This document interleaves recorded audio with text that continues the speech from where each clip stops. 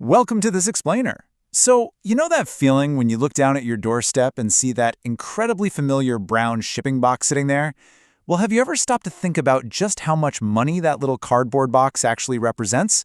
We interact with these things constantly, literally all the time, yet we rarely pause to consider the massive, multi-billion-dollar hidden economy that exists right under our noses just to get them there.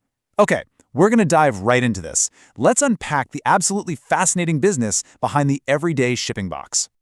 To really wrap our heads around this industry, we've got to grasp its foundation. And there's this quote from our source material that just brilliantly hits the nail on the head. The United States is the Saudi Arabia of trees. It's kind of funny, but it's true. Because before a box becomes a box, it starts its life at a paper mill, usually down in the southeast United States. You see, unlike other massive global manufacturing hubs, like China, for instance, which lacks the sheer volume of trees, or India, which doesn't necessarily have the right types of trees specifically for making boxes, the US is uniquely positioned. It's a total natural resource powerhouse for cardboard. And that specific resource is funding an absolute empire. Now, if you want to understand the true scale of the money involved here, brace yourself for this number. $27 billion. That was Amazon's shipping cost in 2018 alone. To put that into perspective for a second, that is more than double the amount they spent just 3 years prior in 2015. Getting goods from point A to point B is a colossal financial undertaking, and the humble corrugated box, which is pretty widely considered the single best mousetrap ever invented to transport things durably, is sitting right at the very center of the whole shebang. Section 1. The e-commerce box boom and revitalizing paper mills. Now, you might assume the box business has just been growing nonstop forever, right? Actually, scratch that. It hit a massive roadblock. The U.S. corrugated box market actually peaked way back in 1999. Then, the early 2000s hit the industry incredibly hard. The Great Recession dragged down the demand for consumer goods, but even more critically, the whole shift to digital devices absolutely decimated the need for traditional paper products. We're talking copy paper, newsprint, all of it. The industry was shrinking fast. But then, the e-commerce boom of 2018 provided what industry insiders literally call a saving grace. Suddenly, double-digit growth in online sales through this massive lifeline to the struggling paper mills. So, who was driving this massive rescue mission? Well, in 2018, total U.S. e-commerce sales hit an estimated $512 billion. And Amazon alone captured 40% of those sales. Let that sink in. That means Amazon accounts for close to 5% of all U.S. box demand, making them, without a doubt, the single largest box user in the entire country. And because of some seriously heavy industry consolidation over the years, the manufacturers supplying all this crazy demand have dramatically narrowed down. Today, just a handful of big players completely dominate the market, primarily based in places like Memphis, Atlanta, and Lake Forest. You've got the major names like International Paper, who, by the way, analysts estimate makes up to 50% of all Amazon boxes, plus WestRock, Packaging Corporation of America, and Georgia Pacific. Actually, it got to the point where people started looking at these specific companies as a clever secondary way to invest in the e-commerce boom, without having to actually shell out for Amazon's notoriously pricey stock.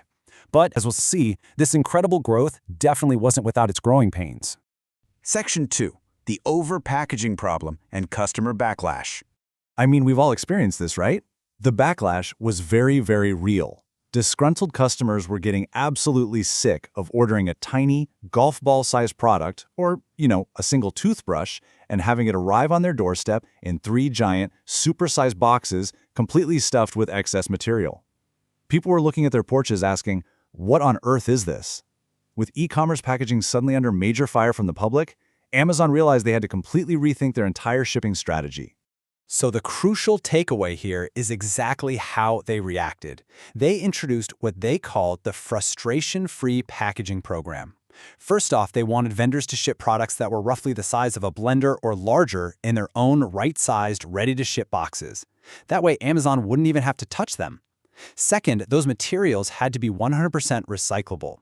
But here is the real kicker. Step 3.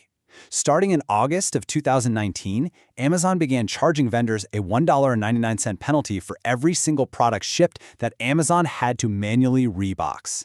They essentially forced the entire industry to package smarter. And honestly, it totally worked. Over the 10 years since rolling out the program back in 2008, Amazon says this initiative successfully saved them from shipping out 500 million boxes. It also eliminated 244,000 tons of excess packaging materials. That is an absolute game changer of an efficiency upgrade. But this massive push for efficiency also opened the door for a brand new challenger to the traditional cardboard box. Section 3. The plastic mailer threat. A lighter alternative. Think back to before Amazon launched Prime in 2005. Free 2-day shipping literally wasn't a thing. Now, it's the bare minimum expectation. So to meet that rapid demand and decrease those crippling shipping expenses we talked about earlier, companies pivoted to flexible packaging. Plastic padded mailers, exactly like those made by Sealed Air, which is actually the company that invented bubble wrap, fun fact. Well, they're lighter, they are way cheaper, and they take up significantly less space in transport trucks. Because they're just a much better fitting option for so many odd-sized items, Amazon now uses these flexible plastic mailers 20 to 30% of the time. Section 4. The Great Environmental Debate. Cardboard versus plastic. This whole rise in plastic has sparked some seriously intense discussion. We are essentially facing a massive environmental paradox here. On the manufacturing side of things, cardboard looks absolutely terrible for the environment. Producing a standard corrugated box uses 23 times more energy and pumps out 6 times more CO2 than making a plastic bubble mailer. So plastic seems like the obvious winner, right? Well, hold on a second. On the disposal side, plastic mailers are a complete nightmare for waste management companies. They constantly get caught in recycling machinery, which slows down the entire sorting process, jacks up costs, and sometimes even contaminates whole bundles of good recyclables. Because of all those major headaches at the sorting facilities, the end-of-life reality for these materials is pretty stark. According to 2015 EPA stats, cardboard boxes were recycled at an incredibly impressive rate of 92%.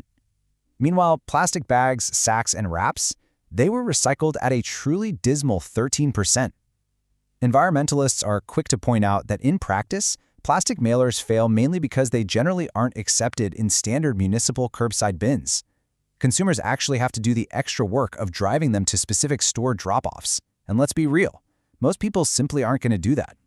So with consumers simultaneously demanding sustainability, lightning-fast shipping, and way cooler unboxing experiences, where does this industry actually go from here? Section 5. The Future of Packaging. Smarter Shipping. It's becoming crystal clear that the box is evolving. It's moving from just a simple transport vehicle into a highly sophisticated marketing tool. A major trend right now is the desire for increased consumer engagement with the package itself. Think back to 2015, when Amazon actually partnered with Universal Pictures to ship orders in these bright yellow delivery boxes featuring characters from the movie Minions. It was wild, and it proved that if you give millennials and consumers an Instagrammable moment right there on their doorstep, it creates massive brand value. At the exact same time, engineers are literally using advanced computational engineering to test vibration and stress, making the boxes themselves smarter and way more protective than ever before. And look, the demand, it is definitely not slowing down anytime soon. U.S. online retail sales are expected to practically double, going from that $512 billion in 2018 we talked about to over $1 trillion by 2025. Even with Amazon's best efforts to cut down its shipping footprint and use those right-sized boxes, the overall market for e-commerce packaging is projected to grow 14% every single year, reaching nearly $55 billion by 2022. That means even more demand for the box makers, and for sure, even more packages piled up outside our homes. Which leaves us with this final, really provocative thought directly from our source material. Will plastic end up on the wrong side of history? As we all continue to click buy now at absolute record rates, the cardboard box and the plastic mailer are locked in this super high-stakes battle over efficiency, over cost, and ultimately over our planet's future. So the next time a package arrives at your door, maybe take a slightly closer look at what it's shipped in. It actually tells a much bigger story than you might think. Thanks so much for joining me on this explainer. Keep learning, and I will see you next time.